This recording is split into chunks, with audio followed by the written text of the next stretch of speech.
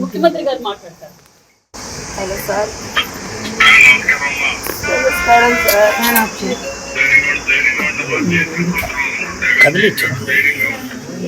ధైర్యం ఉంటుంది సార్. వెళ్ళిపోయా స్వామి. ఎందుకు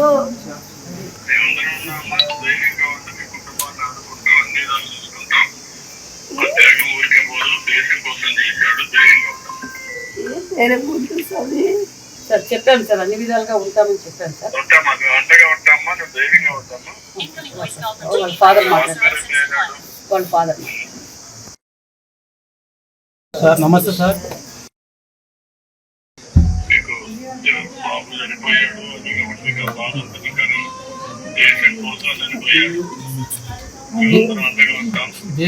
దేశం కోసం చనిపోయాడు సార్. కానీ మేము అనాథలు అయిపోతాం సార్. ఉండే కూడా సార్.